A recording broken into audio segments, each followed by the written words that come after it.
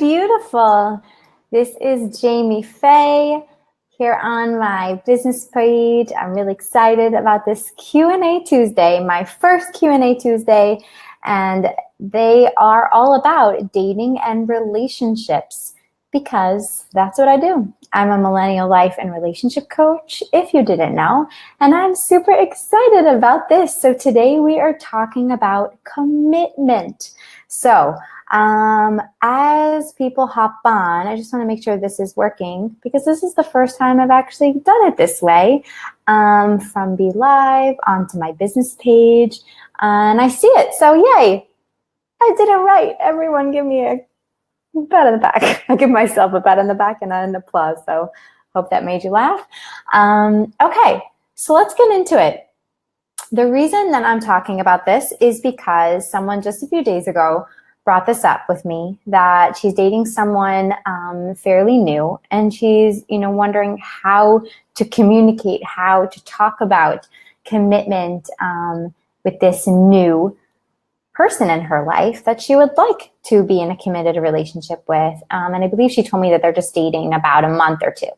I just got off a live long call that I do weekly. I'd have a talk show in an amazing group for millennial moms. So if you're a millennial mom and you're not a Momlennials, you should definitely check that out. And we talked all about commitment. So today I'm just like commitment to everything, to others, to ourselves. So I'm going to try to make this really short and sweet. If you have a question when you're watching the replay or you're hopping on live, then I hope that you will ask me for clarification because I'd be happy to give it. So what does this word commitment mean to you? So for the lovely woman who asked this question, this is especially for you, but this absolutely applies to everyone, woman or man watching this video. What does commitment mean to you? Like, well, it means that we're committed, that we're boyfriend, girlfriend. Okay, but we're not, 5 or 10 or 15 anymore. What does it really mean? Does it just mean that your partner, if they'll be your partner, will not have sexual relations with other people? What does it mean to you? So that's the first question that I want you to ask yourself. The second question is why? Why do you want commitment? Why do you want commitment at all, ever, right now? And this also applies if you're in a relationship right now and you're watching this and you're like, well, this doesn't apply to me because I'm not dating anymore. I'm in this committed relationship. So I'm telling you, it absolutely applies to you. Why are you in a committed relationship? What do you want from this commitment? What needs and feelings and emotions does this commitment give to you in the ideal form? And of course, if there's, some tension or things going on in your relationship, then it's bringing up some stuff for you. But when you wanted to be committed, why was that?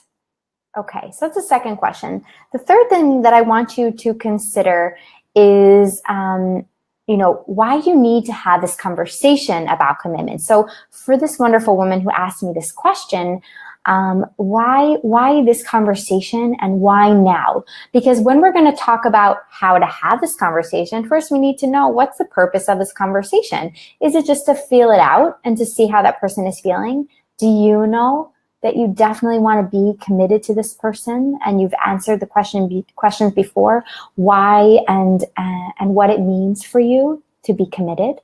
And right now, what is your long-term vision for commitment? If you're really looking for a long-term relationship, meaning 5-10 years, if you're looking for children, all those things, like what does it mean for you? It doesn't mean you have to talk about all these things now with this person, but what does it mean for you? And that comes into our next part. Before the conversation is about commitment to yourself. You will hear me say this over and over and over again, and it will be in everything that you do with me as your coach, as your mentor, as in a group coaching program, one-to-one, whether we work together in a couple or just you, whatever it is, you will hear me talk about this because it's just so often forgotten.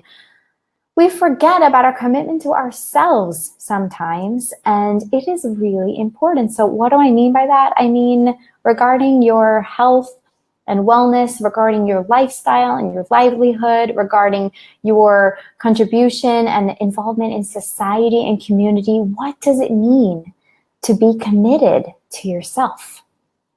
So I would take some time to consider that too, and think about how you can commit to yourself that will probably bring in a lot of those feelings that you thought that having this person committed to you would bring or will bring if you're dating someone.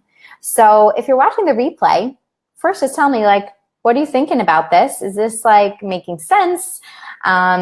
What's weird about this? Have you thought about this before? And pause the video and take some time to really consider all these questions. The next thing is, one, I have a feeling that once you really consider all of these things, the way you were first thinking about this conversation about commitment is already shifting.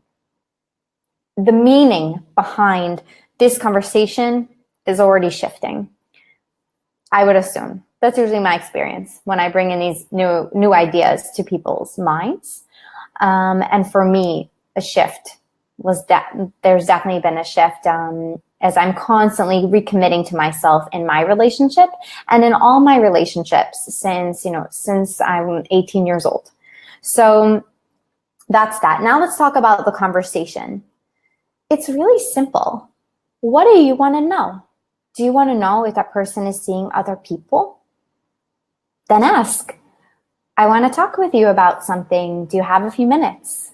Make sure that this person's agreeing to, a real moment of presence, and that you can talk with them eye to eye and have full frontal body language of being open and committed to that conversation. And then say, I wanted to know if you're seeing other people, and then they say, well, are you seeing other people?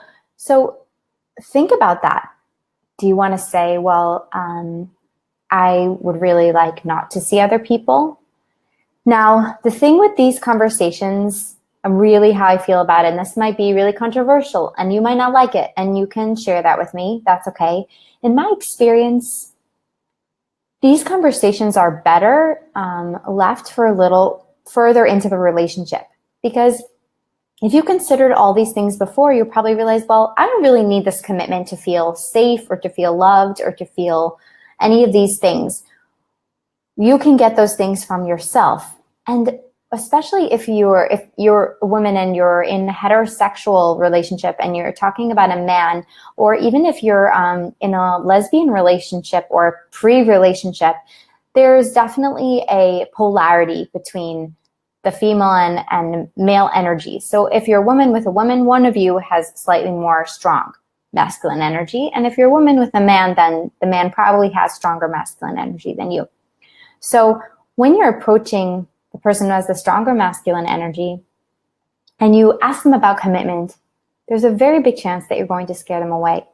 Because if they're not ready for that, or if they're culturally, already assuming something about your relationship, that could really lead to some miscommunication and some tension between you that's not necessary. So I would hold off on coming to this conversation full front. And I am a huge believer in direct communication, but I believe that at the beginning, it should be about how good your relationship is, the things that you want to improve. That's where the direct communication should be. And it should not be in the, I want you to commit to me place. Because even if you say, well, are you seeing other people? That's could really lead to an uncomfortable conversation between you, which is totally okay to have. But are you really sure that you want full commitment to that person for the right reasons? Is it because, yes, they're really what you want and need right now in your life, and they treat you super well, and you them, and you have fun together, and they fit all your non-negotiables? If you haven't seen my video about non-negotiables, check that out. It's really important to know what those are and to be mindful of it. And then what usually happens is it just happens naturally.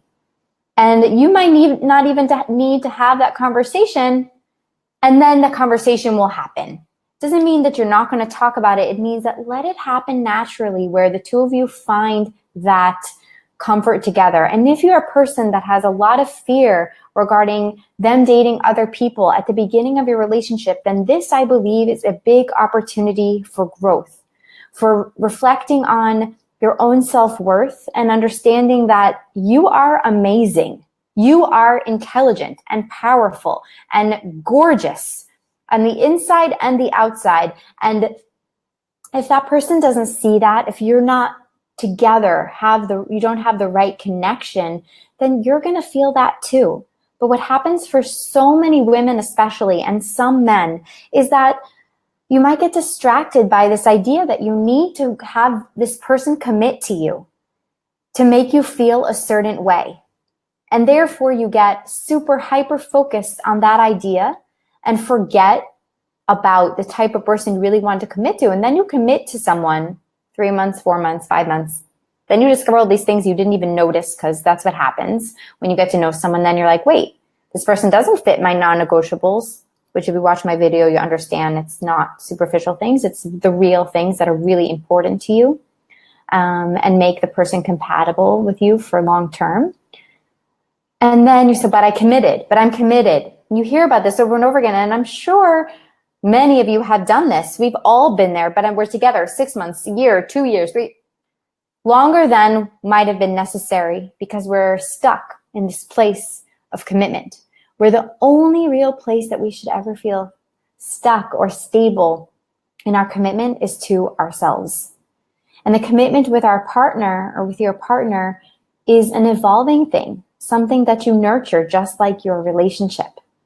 So I invite you to think about all of these questions, and then consider why you want commitment, and then figure out how to approach this conversation, but really from when you're just checking, because I believe it should feel really amazing and feel like, well, it feels to me, of course, like we're committed. So then that's the time to ask. If your answers to the question of why do you need to have this conversation right now is, well, I'm not sure. So I see some people are on, so say hello so that I can know that you're here. Welcome. If your reason for having this conversation is because the person isn't communicating with you often enough, you're not hanging out often enough, maybe there's one really good reason could be that you're not comfortable having sexual relations with someone while they're having sexual relations with other people. That's totally valid. And that's a boundary that you can set when you are understanding what commitment means to you. And that is absolutely something that you can talk about with this person.